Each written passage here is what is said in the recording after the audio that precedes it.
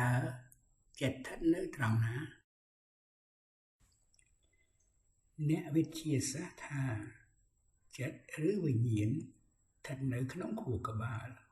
ចំណែកការយល់ឃើញរបស់មនុស្សសម័យបុរាណថាចិត្តឬវិញ្ញាណស្ថិតនៅក្នុងបេះដូងហត្ថយវត្ថុដូច្នេះខ្ញុំសូមលើកយកតែហេតុផលពីទស្សនកម្មផលមកបង្ហាញនិងឆ្លើយបញ្ជាក់ថាតើចិត្តស្ថិតនៅត្រង់ណាដោយមិនប្រៀបធៀបទៅនឹងទស្សនៈណាមួយឡើយចិត្តមកពីភាសាបាលីពេញថាអារមណੰចន្ទេតៃតិចិត្តតាំងប្រែជាភាសាខ្មែរថាធម្មជាតិណារមែងគិតគឺដឹងនៅអារម្មណ៍ធម្មជាតិនោះឈ្មោះថាចិត្តដូច្នេះចិត្តជានាមធម៌ដែលយើងមិនអាចមើលឃើញស្ដាប់ឮធំក្លិនដឹងរសស្ទាបប៉ះនឹងមិនអាចទិញឬលក់ឬដោះដូរទៅនឹងវត្ថុអ្វីមួយផ្សេងទៀតបានទេយើងអាចសង្ខេបហៅខ្លីបានថាចិត្តឬវិញ្ញាណក៏បានពីព្រោះជាធម្មជាតិដឹងនៅអារម្មណ៍ចុះតើអារម្មណ៍មានន័យដូចម្ដេចពាក្យថាអារម្មណ៍នៅក្នុងទស្សនកម្មផលមានន័យថាគ្រឿងតោងរបស់ចិត្តឬគ្រឿងស្រោបទាញរបស់ចិត្តមាន6ប្រភេទគឺរូបារម្មណ៍គ្រឿងតោងរបស់ចិត្តគឺរូបឃើញតាមភ្នែក2សត្ទារម្មណ៍គ្រឿងតោងរបស់ចិត្តគឺសំឡេងឮតាមត្រចៀក3គន្ធារម្មណ៍គ្រឿងតោងរបស់ចិត្តគឺក្លិនតាមច្រមុះ4រសារម្មណ៍គ្រឿងតោងរបស់ចិត្តគឺរសជាតិអាហារតាមអណ្ដាត5ផោតថព្វារម្មណ៍គ្រឿងតោងរបស់ចិត្តគឺអ្វីប៉ះពាល់តាមសារពាង្គកាយ6ធម្មារម្មណ៍គ្រឿងតោងរបស់ចិត្តគឺរឿងរ៉ាវទាំងពួងតាមហត្ថយៈតើចិត្តដឹងនៅអារម្មណ៍ដោយវិធីដូចម្ដេចចិត្តឬចក្ខុវិញ្ញាណដឹងឬឃើញរូបអារម្មណ៍នៅពេលដែល1មានភ្នែកចក្ខុប្រសាទនៅល្អ2មានរូបអារម្មណ៍នៅក្នុងគន្លងភ្នែក3មានពន្លឺច្បាស់ល្អ4មានមនសិការៈការយកចិត្តទុកដាក់មើលបើខ្វះលក្ខណៈណាមួយនៃលក្ខណៈទាំង4នេះចិត្តឬខុវិញ្ញាណមិនអាចដឹងនៅអារម្មណ៍ឬមើលឃើញអ្វីមួយបានច្បាស់លាស់នោះទេចិត្តឬសោតវិញ្ញាណដឹងឬឮសំឡេងសត្ទារម្មណ៍នៅពេលដែល1មានត្រចៀកសោតប្រសាទនៅល្អ2មានសំឡេងសត្ទារម្មណ៍កើតឡើង3មានអាកាសចន្លោះឬប្រហោងដែលអាចឲ្យរលកសំឡេងប៉ះក្រដាសត្រចៀកបាន4មានមនសិការៈការយកចិត្តទុកដាក់ស្ដាប់បើខ្វះលក្ខណៈណាមួយនៃលក្ខណៈទាំង4នេះ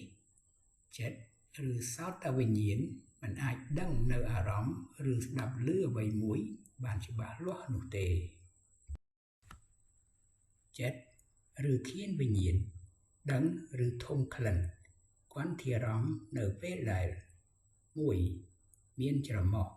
ឃានប្រសាទនៅល្អគឺមិនស្ទះដោយសម្បោរឬដោយសារសាច់ច្រមុះដុះឬដោយសារមានជំងឺ2មានក្លិនគន្ធារម្មណ៍ភាយឬជះក្លិនមកប៉ះ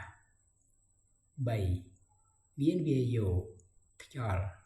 បក់មកប៉ះ4មានមនសិការៈការយកចិត្តទុកដាក់ស្រោបក្លិនបើខ្វះលក្ខណៈណាមួយនៃលក្ខណៈទាំង4នេះចិត្តឬឃានវិញ្ញាណមិនអាចដឹងនៅអារម្មណ៍ឬធំក្លិនអ្វីមួយបានច្បាស់លាស់នោះទេចិត្តឬជីវហាវិញ្ញាណដឹងឬស្គាល់រសជាតិរក្សាអារម្មណ៍នៅពេលដែល1មានអណ្ដាតជីវហាប្រសាទនៅល្អ គឺមិនរលាកនិងមិនមានជំងឺ 2. មានរសជាតិអាហាររក្សាអារម្មណ៍ប៉ះអណ្ដាត 3. មានអាប៉ោទឹកដើម្បីផ្សើមអាហារជ្រាបលើអណ្ដាត 4. មានមនសិការៈការយកចិត្តទុកដាក់ស្រូបរសជាតិអាហារ បើខ្វះលក្ខណៈណាមួយនៃលក្ខណៈទាំង4នេះចិត្តឬជីវហាវិញ្ញាណមិនអាចដឹងនៅអារម្មណ៍ឬដឹងរសជាតិអាហារអ្វីមួយបានច្បាស់លាស់នោះទេចិត្តឬកាយវិញ្ញាណដឹងការប៉ះពាល់ផោតថពារម្មណ៍នៅពេលដែល 1. មានកាយប្រសាទនៅល្អគឺមិនមានជំងឺ 2. មានការប៉ះពាល់វត្ថុផោតថពារម្មណ៍លើកាយ 3. មានបថវ័យរឹងទន់ស្រួចទាលប៉ះត្រូវកាយ 4. មានមនសិការៈការយកចិត្តទុកដាក់លើវត្ថុប៉ះកាយ បើខ្វះលក្ខណៈណាមួយនៃលក្ខណៈទាំង4នេះចិត្តឬកាយវិញ្ញាណមិនអាចដឹងនៅអារម្មណ៍ឬដឹងការប៉ះពាល់វត្ថុអ្វីមួយបានច្បាស់លាស់នោះទេចិត្តឬមโนវិញ្ញាណដឹងរឿងរ៉ាវធម្មអារម្មណ៍នៅពេលដែល 1. មានចិត្តមโน 2. មានធម្មអារម្មណ៍រឿងរ៉ាវផ្សេងៗ 3. មានហត្ថយវត្ថុបេះដូង 4. មានមនសិការៈ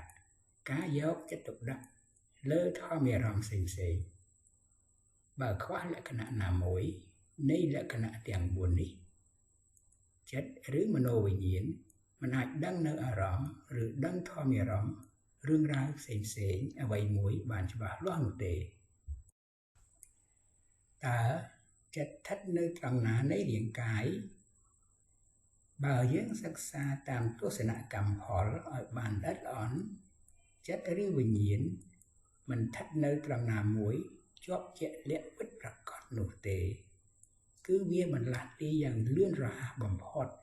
ពីវត្ថុដែលជាទីអាស្រ័យរបស់វាពីមួយទៅទីអាស្រ័យមួយទៀតដូច្នេះចិត្តមានវត្ថុដែលជាទីអាស្រ័យរបស់វាទៅតាមកន្លែងនីមួយៗនៃរាងកាយរបស់យើងតើចិត្តវត្ថុដែលជាទីអាស្រ័យរបស់វាប៉ុន្មានហើយស្ថិតនៅត្រង់ណាខ្លះវត្ថុដែលជាទីអាស្រ័យរបស់ចិត្តមាន6កន្លែងគឺ 1. ចក្ខុវត្ថុទីអាស្រ័យរបស់ចិត្តក្នុងភ្នែកហៅថាចក្ខុវិញ្ញាណគឺចិត្តដឹងរូបអារម្មណ៍ឬឃើញរូបតាមភ្នែក 2. សោតវត្ថុទីអាស្រ័យរបស់ចិត្តក្នុងត្រចៀកហៅថាសោតវិញ្ញាណគឺចិត្តដឹងសត្វទីអារម្មណ៍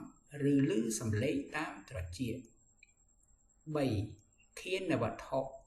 ទីអាស្រ័យរបស់ចិត្តក្នុងច្រមុះហៅថាឃានវិញ្ញាណគឺចិត្តដឹងគន្ធារម្មណ៍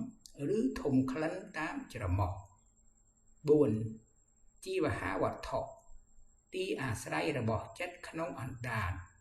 ហៅថាជីវហាវិញ្ញាណគឺដឹងរក្សាអារម្មណ៍ឬដឹងរសជាតិអាហារ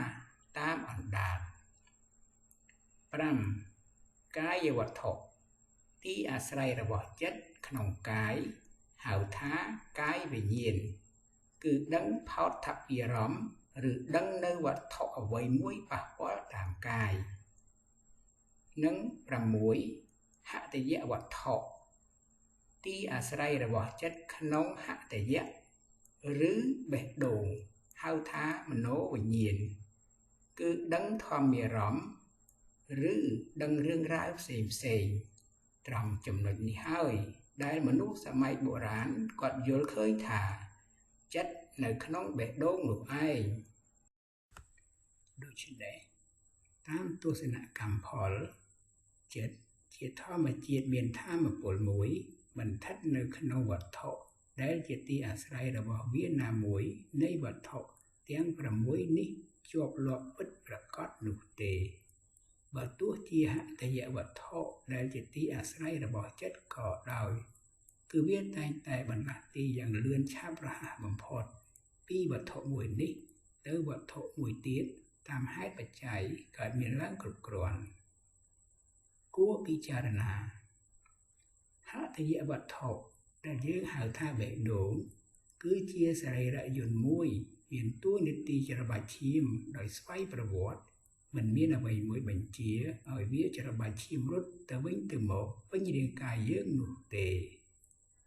សរុបសេចក្តីមកចិត្តស្ថិតនៅក្នុងហត្ថយវត្ថុដែលជាទីអាស្រ័យរបស់វាផងនិងស្ថិតនៅក្នុងវត្ថុដែលជាទីអាស្រ័យ5ទៀតរបស់វាផងទៅតាមហេតុបច្ច័យដែលកើតមានឡើងគ្រប់គ្រាន់សូមសត្វទាំងឡាយទាំងពួងដែលដល់ហើយនៅសេចក្តីទុក្ខសូមឲ្យជាសត្វបាត់សេចក្តីទុក្ខទៅដែលដល់ហើយនៅភ័យសូមឲ្យជាសត្វបាត់ភ័យទៅដែលដល់ហើយនៅសេចក្តីសោកសូមឲ្យជាសត្វបាត់សេចក្តីសោកទៅឲ្យសូមអនុមោទនាទស្សនកម្មផល